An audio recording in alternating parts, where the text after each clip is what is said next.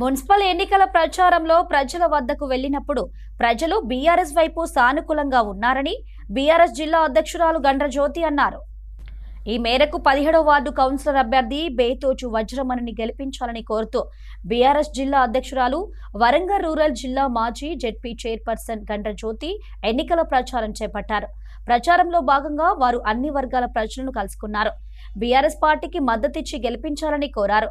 ప్రచారంలో భాగంగా పలు షాపుల్లోకి వెళ్లి నిత్యావసర సరుకులు కొనుగోలు చేశారు.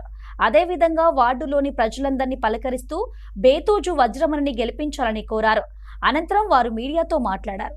రోజు జరగబోయేటువంటి మున్సిపల్ ఎన్నికలని సందర్భంగా ఈరోజు 17వ వార్డులో మరి ప్రచార కార్యక్రమంలో తిరగడం జరిగింది. మరి ఇక్కడ అభ్యర్థి అయినటువంటి వజ్రమణి గారు, మరి అదేవిధంగా మరి మాజీ కౌన్సిలర్ మురళి గారు, వార్డు అధ్యక్షులు, మరి వార్డు పెద్దలు, మరి మహిళా సోదరుమణులు అందరితో కూడా ప్రచారం చేసినాం. ఎక్కడికి వెళ్ళినా కూడా సానుకూలంగా ఉంది. మరి మేము పోయి ఓటు కారుకు వేయండి అని అడగంగానే తప్పకుండా కారుకి వేస్తామని హామీ ఇస్తూ ఉన్నారు.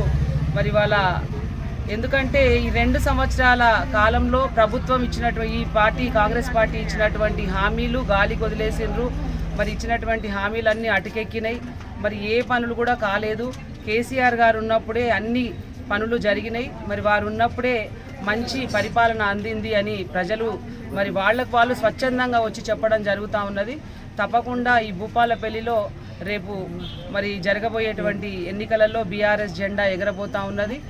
ఎక్కడికక్కడ ఇవాళ అభ్యర్థులను కూడా మంచి అభ్యర్థులను మరి పెట్టడం జరిగింది.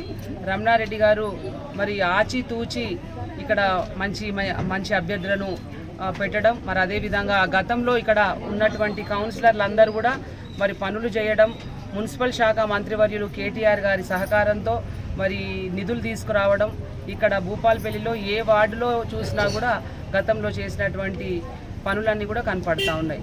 మరి ఒకప్పుడు నీళ్లకు ఎంతో కష్టంగా ఉన్నటువంటి ఇదే సుభాష్ కాలనీలో ఈరోజు మరి నీటి ఎద్దడి లేకుండా అయిపోయింది. వాళ్ళ మరి ఇంటింటికి నీళ్ళు వస్తూ ఉన్నాయి.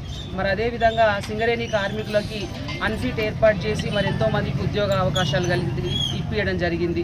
మరి దాంతోపాటుగా పట్టాలు ఇప్పియడం జరిగింది. సింగరేణి వచ్చినాక ఎప్పుడో ఇండ్లు కట్టుకొని ఇక్కడ ఉన్నటువంటి వాళ్ళకి పట్టాలు ఇప్పియడం, మరి అదేవిధంగా అన్ని కార్యక్రమాలు ఇవాళ జరిగినాయి. కాబట్టి తప్పకుండా మళ్ళీ బీఆర్ఎస్ పార్టీకి వేస్తామని హామీ ఇస్తూ ఉన్నారు.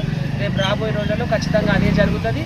ఇప్పటికే ఇక్కడ మరి రమణారెడ్డి గారు మన రమణన్న బస్తీ బాట అనే కార్యక్రమం ఏర్పాటు చేసి గత 1 నెల రోజులుగా ఇక్కడ తిరుగుతూ ఉన్నాం. మరి వాళ్ళ గతంలో తీసుకొచ్చినటువంటి నిధులనే మరి వాళ్ళ మంత్రులుగా ఉన్నటువంటి వాళ్ళు వచ్చి వాళ్ళ మళ్ళీ వాటికి శంకుస్థాపనలు వేస్తూ ఉన్నారంటే ఎంత దిగజారుడు రాజకీయం అనేది వాళ్ళకి తెలుస్తూ ఉన్నది.